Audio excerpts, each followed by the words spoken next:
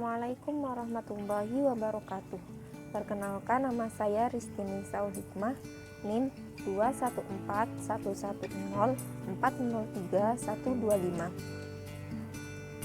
Prodi Pendidikan Bahasa Arab, mata kuliah Ushul Fiqih. Di sini saya akan menjelaskan tentang pengertian ushul fiqih. Ushul yaitu suatu hal yang berdiri di atasnya hal lain dan bercabang-cabang. Sedangkan fikih menurut bahasa yaitu mengetahui maksud yang berbicara. Fikih menurut istilah yaitu seluruh pengetahuan tentang hukum syariat.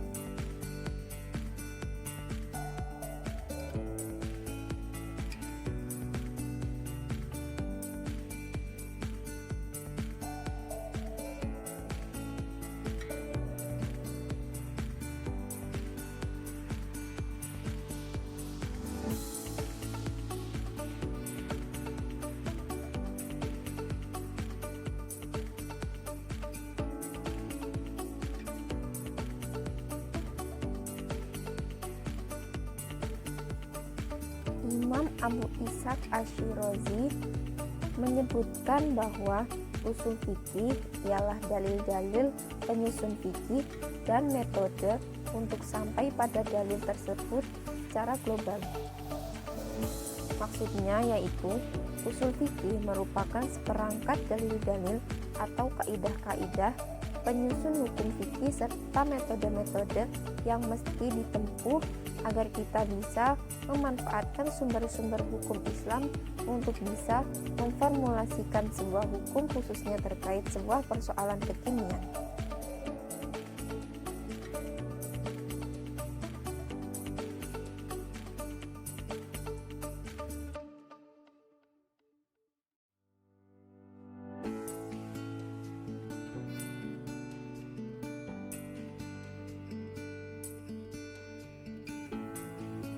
Ushul fikih berbeda dengan fikih. Ushul fikih berlaku secara global baik pada suatu persoalan hukum atau lainnya. Sedangkan fikih sifatnya terperinci, artinya berlaku hanya pada persoalan tersebut namun tidak pada persoalan lainnya.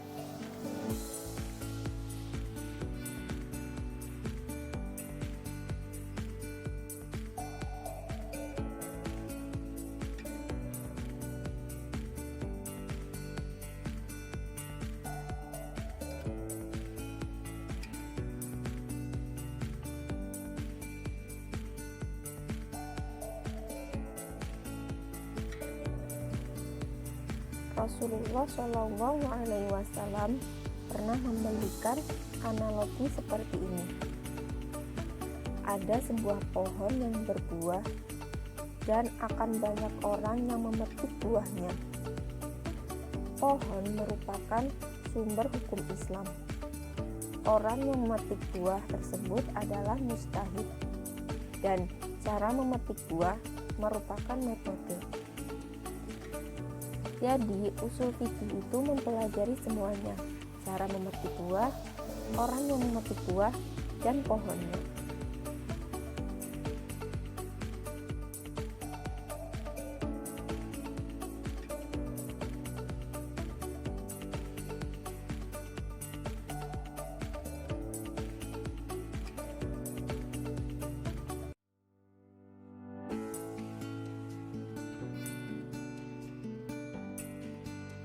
Menurut Imam Ghazali dalam kitab Al-Mustashfa, ruang lingkup kajian ushul fikih itu ada 4. Yang pertama yaitu hukum-hukum syara, karena hukum syara adalah thamaroh atau buah atau hasil yang dicari oleh ushul fikih.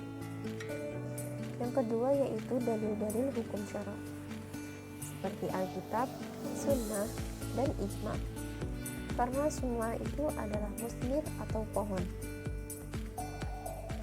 Yang ketiga yaitu sisi penunjukan dalil-dalil atau wujud dalalah ad-dilalah, karena ini adalah jalan atau proses pembuahan.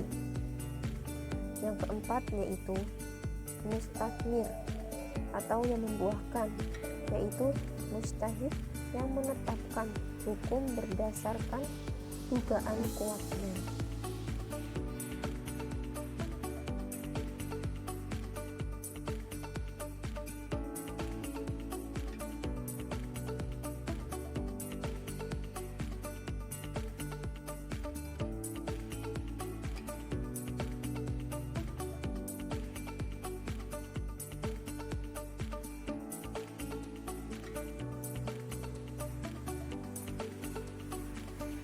Manfaat mempelajari dan menerapkan usul fikih yaitu yang pertama, meningkatkan kualitas iman, yang kedua, menghindari taklid, yang ketiga, menghindari perbuatan dosa, yang keempat, menjadi individu yang terus belajar.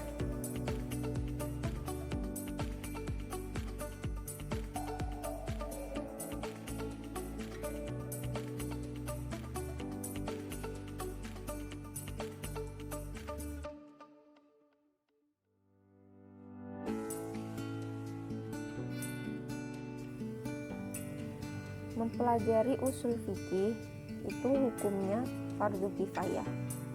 Meskipun fardu kifayah menjadi penting untuk dipelajari atau minimal diperkenalkan kepada orang-orang yang ingin atau sedang belajar agama.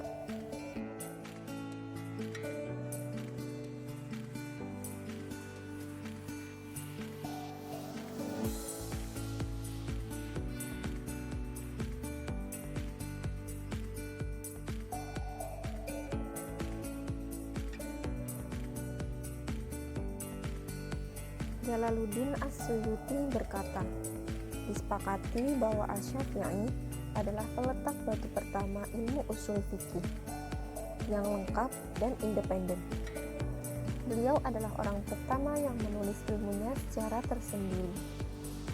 Imam Ahmad bin Muhammad bin Hanbal juga menyatakan, dulu fikih itu terkunci pada ahlinya saja. Hingga kemudian Allah membukakan dengan Asy-Syafi'i. Dengan demikian, melalui kitab Ar-Risalah, Imam Asy-Syafi'i telah meletakkan fondasi pertama penulisan dan kodifikasi ilmu usul fikih, menjelaskan ketentuan-ketentuannya ini serta menjelaskan gambarannya. Di dalam Ar-Risalah, Imam Asy-Syafi'i berbicara tentang Al-Quran dan penjelasannya. Beliau juga mengemukakan bahwa banyak dalil mengenai keharusan berargumentasi berdasarkan Al-Quran dan As-Sunnah.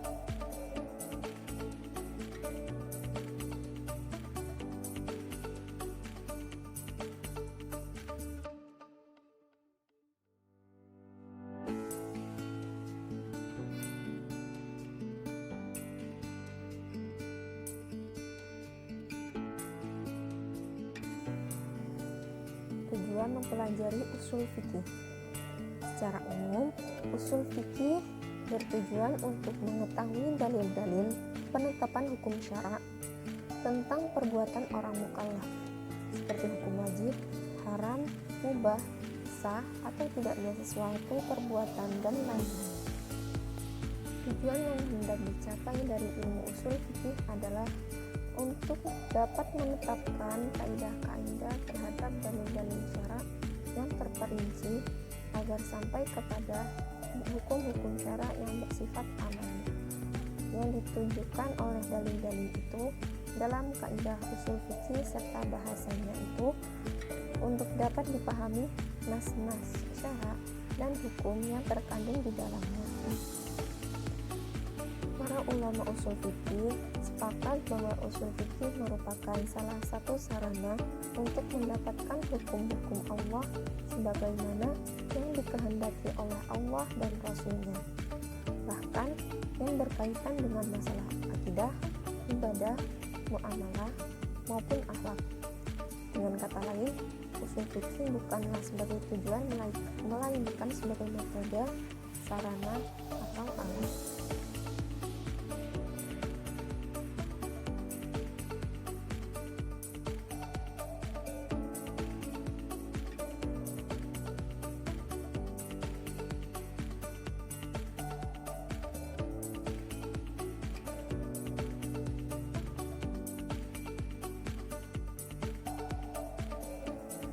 Mempelajari ilmu usul fikih berarti mempelajari kaidah-kaidah dan berbagai teori yang sangat kompleks dalam menggali sebuah hukum.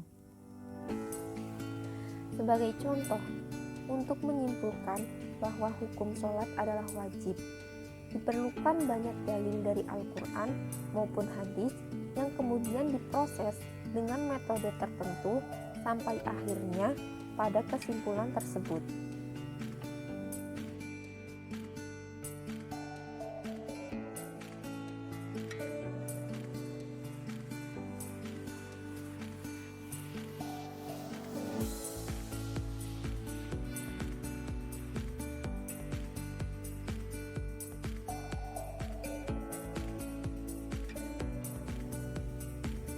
Contoh lain, membasuh muka dalam wudhu merupakan kewajiban dan salah satu unsur yang harus ada atau rukun dalam wudhu.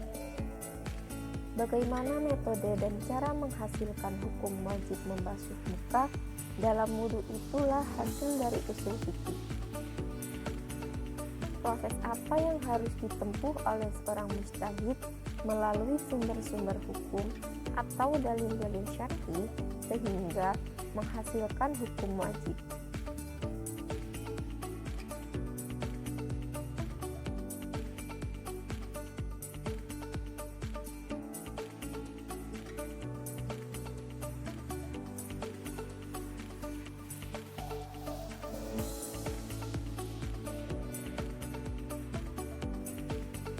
Sekian yang dapat saya